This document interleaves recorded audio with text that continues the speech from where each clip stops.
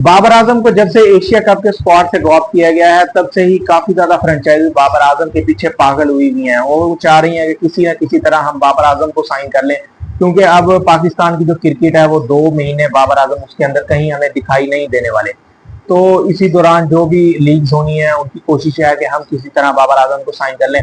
पहले सीपीएल की टीम्स ने, काफी ज्यादा टीम्स ने बाबर आजम से राब्ता किया कि हम आपको साइन करना चाह रहे हैं और बाबर आजम उसके लिए तैयार भी थे, लेकिन मीडिया रिपोर्ट्स के मुताबिक बाबर आजम को पीसीबी ने रोक दिया कि भाई आप एशिया कप के लिए as a standby player हैं, तो किसी भी वक्त आपको बुलाया जा सकता है, इसलिए आप सीपीएल से दूर रहें, यहाँ पर आप कोई भी कमिटमेंट ना करें।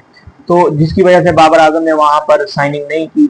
लेकिन अब रिसेंटली बाबर आजम को काउंटी क्रिकेट के 2 क्लब्स की तरफ से ऑफर की गई है कि आए आप हमारे लिए काउंटी क्रिकेट में हमें हमारी टीम्स को रिप्रेजेंट करें।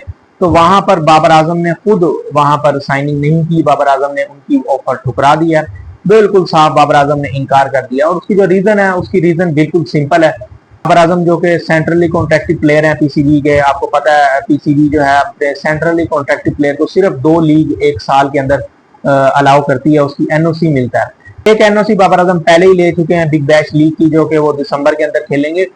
तो इसके बाद बाबर आजम के पास सिर्फ एक लीग के लिए और बाबर आजम को एनओसी मिल सकता है। तो बाबर आजम उसको सोच समझ कर इस्तेमाल करना चाह रहे हैं कि काउंटी क्रिकेट के ये 3 से 4 मैचेस होने थे, टेस्ट मैचेस, लेकिन बाबर आजम ने इसके अंदर साइनिंग नहीं की क्योंकि बाबर आजम की एनओसी यूज हो जाती है। उसके बाद बाबर आजम सिर्फ बिग बैश लीग में नजर आते। लेकिन बाबर आजम चाह रहे हैं, बाबर आजम को भी पता है, बाबर आजम T20 के अंदर कम बैक करना चाह रहे हैं, इसलिए बाबर आजम का फोकस ये है कि वो किसी T20 लीग के अंदर ही खेलें। तो अभी विटेलिटी ब्लास्ट जो है वो भी काउंटी क्रिकेट की तरह ही है, लेकिन वो T20 टूर्नामेंट है। तो शायद बाबर आजम की वहां भी सुनने में आ रहा है कि बात चल रही है किसी टीम से, वहां पर बाबर आजम पहले खेल भी चुके हैं 2019 में समर सेट की तरफ से।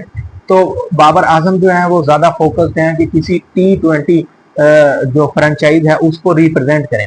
तो एक लीग तो बाबर आजम की हो चुकी है, दिसंबर के अंदर बिग बैश लीग के अंदर वो नजर आएंगे।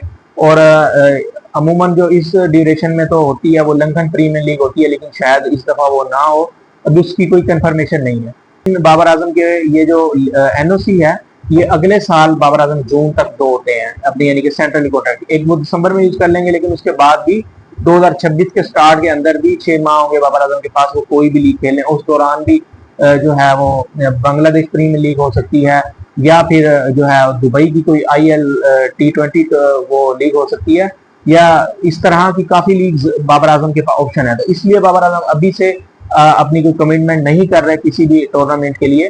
तो बाबर आजम भी चाह रहे हैं कि वो कोई अच्छी T20 लीग खेलें।